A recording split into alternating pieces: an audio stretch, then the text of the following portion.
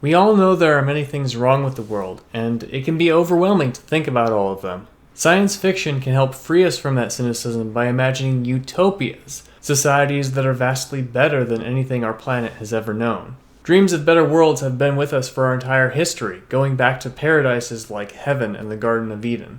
We imagine perfect places in the distant past or beyond the grave, where our sorrows are wiped away and there's only joy.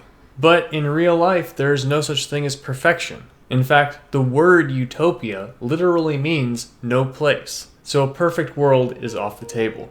But that doesn't stop us from imagining, nor from looking for ways to improve our present society, which is what we're going to talk about today.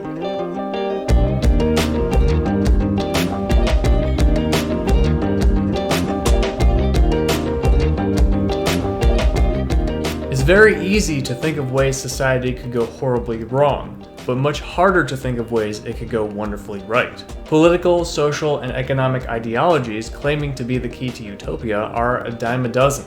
Thus, we need to take into consideration a couple of cautionary tales: the failed utopia and the false utopia. A failed utopia is when an ideology takes power and tries to impose its new order upon society, but it fails and collapses. No more clear an example do we have of a failed utopia than the Soviet Union, which began with a revolution to spark a new era of communism, where it was thought everyone would contribute voluntarily to the prosperity of humankind and no one would take more than they needed. It worked miserably and became one of the great social disasters of human history. They did pretty well in space, though.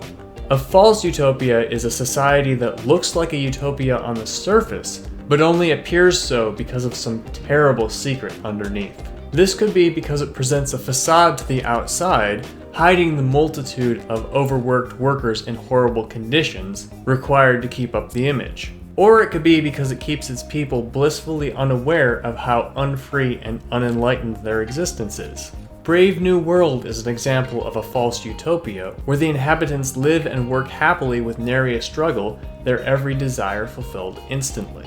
However, this is only because the all-pervasive government has conditioned them from birth, quashing their curiosity so that they will be good little cogs in the machine.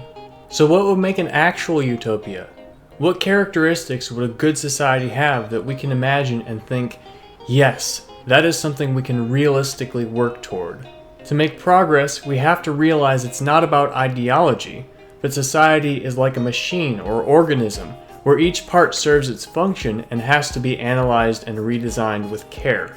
First off, there are two components to living a fulfilled life: conditions and choices.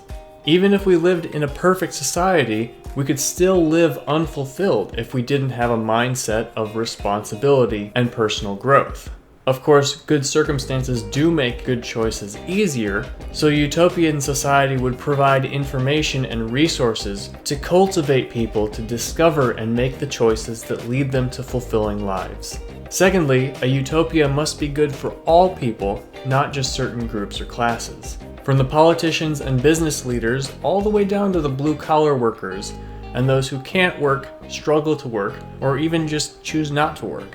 It needs to be good for everyone regardless of gender, sex, or race, regardless of how they express themselves, tattoos or piercings, what substances they put in their bodies, their spiritual views, religious practices, what they choose to do with their free time. And heck, this is a sci-fi channel. Genetic modification and cybernetic enhancement. In 2 words, a utopian society must embrace diversity and inclusion. Next, poverty and the threat of poverty must not exist. So much crime, distress, and cynicism comes from poverty and the fear of poverty. It's probably unrealistic to suppose we'll ever eliminate crime, but if we eliminate poverty, crime is guaranteed to drastically reduce.